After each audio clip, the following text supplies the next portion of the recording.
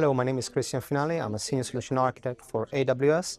And today here we'll be talking how Ericsson has worked with AWS to accelerate run system comprehension with AI agents.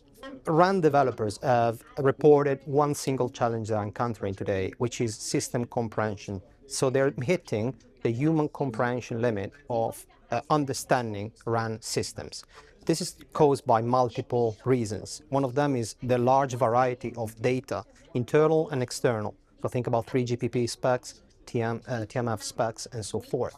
But also internal knowledge bases, internal data set from Ericsson for their own bespoke code and their own product specifications. So Ericsson have reported one major challenge in when they developed their RAN solution.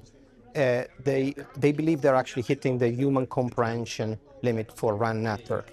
This is caused by multiple reasons. One of them is the large variety of data set. Think about 3GPP specifications, but external, but not only. Think about also internal data set like bespoke code for their ASIC and for their software.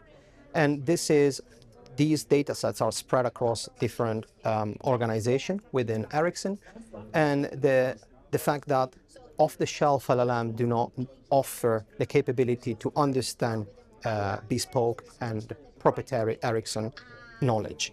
Therefore, Ericsson have a vision, and they brought a vision to their team to enable every RAN engineer with the AI capabilities to get access to all the data set, as I said, internal and external, and put it at the fingertips of the RAN developers.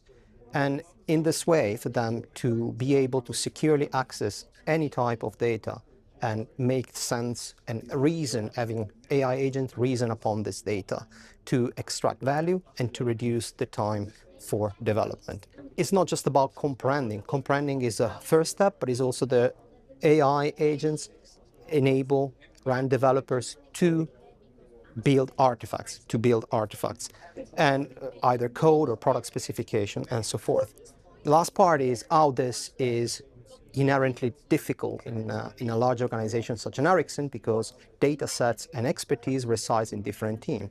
So the key aspect here is to make sure that different teams can onboard the platform, providing their data set, but also utilizing and leveraging other teams' data set. So the solution, that in order to bring this vision to life, the Ericsson, we have highlighted here 5 key traits. One of them is advanced agentic RAG techniques. So having RAG, each team having their own RAG, and having the capability to having an orchestration, workflow orchestration for based on the context, identifying the right RAG and providing the relevant information. For some use cases like ASIC code, there was a need for Ericsson to customize their own large language model. So this is another key aspect of the solution. Multimodal capability. Think about 3GPP specification, where very dense graph and document and tables workflow contains information that Ericsson wants their RAN engineers to reason upon. Scalable architecture, as we said, capability to onboard users and onboard provider of data. Last but not least, evaluation framework is for Ericsson developing an evaluation framework to keep track of the constant change. The only thing here is happening is the change of a new technology, a new LLM, but that's where Ericsson developed their own evaluation framework, relying on top of the capabilities provided by Bedrock. So here we're going to spend a few minutes going through a demo.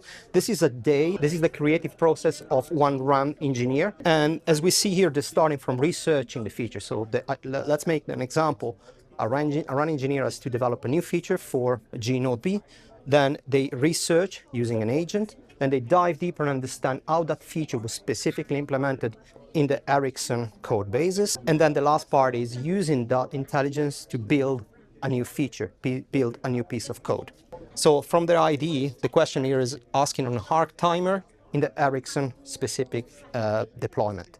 So what we're seeing here is the agent returns an answer, which is a concise answer, leveraging all the different RAGs. So here there's an orchestration of different RAGs, and that provides an in context which is relevant to Ericsson. The next step is actually identifying this feature and where that feature was developed, how it was developed in the Ericsson code bases. So think about the multiple numbers of the large number of Ericsson products. So this feature, where it's implemented across these products. So the run engineer here browses through the results and identifies one area of one snippet of code which is relevant to their search.